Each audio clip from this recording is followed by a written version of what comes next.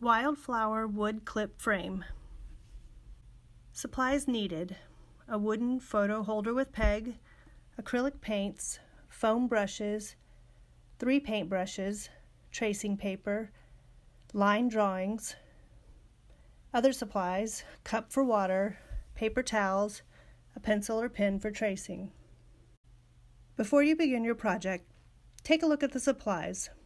When you open your note holder, be sure not to lose the small wooden peg, as you will need that to display the project. Look through the line drawings we have provided and choose the design you want to put on your note holder. Feel free to create your own design, as we encourage self-expression. Choose a background color for your project. Squeeze a $half size amount of the color on your plate.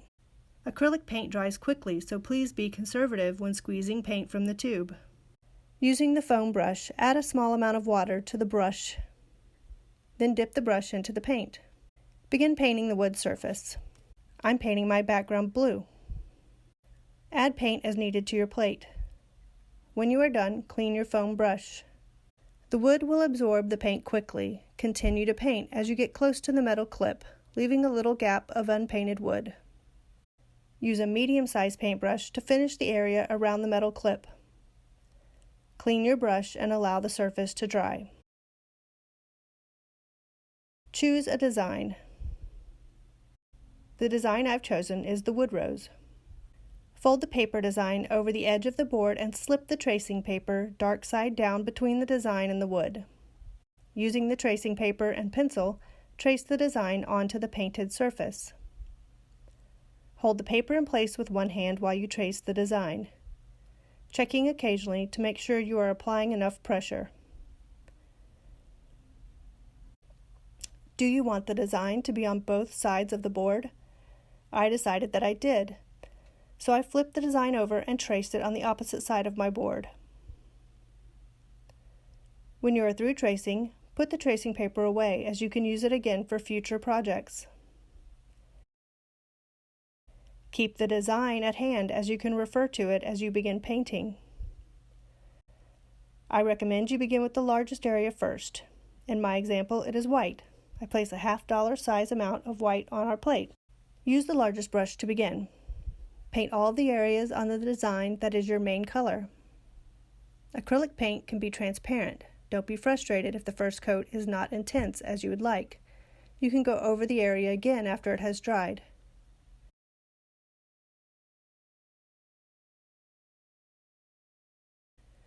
Use a contrasting color.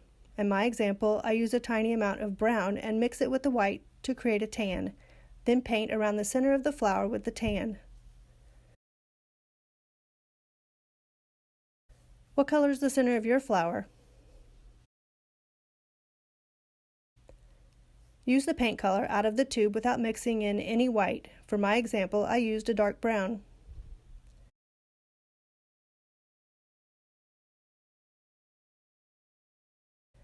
For the green leaves and stems, mix white to the green to create a light shade of green. Use your medium-sized paintbrush to paint the leaves and stems a solid color.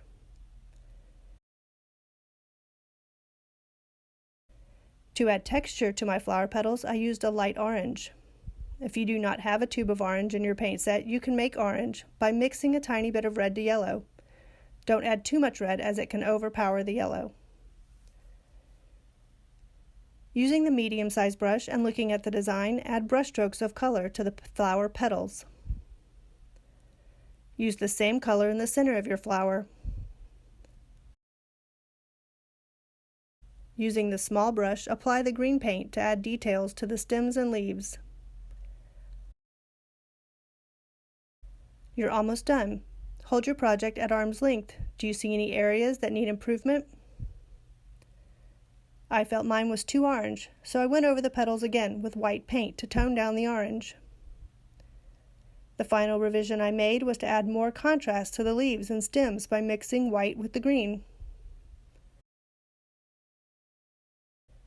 Your wood clip frame is ready to use.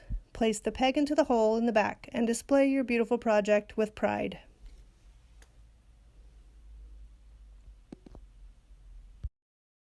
Created and produced by Teresa Zelazny and April Sullivan, an ArtSpark Texas production. Copyright 2020. Thank you to our funders, Texas Commission on the Arts, St. David's Foundation, Cultural Arts City of Austin, National Endowments for the Arts Creative Forces, Austin Public Library, and Donald D. Hamill Foundation.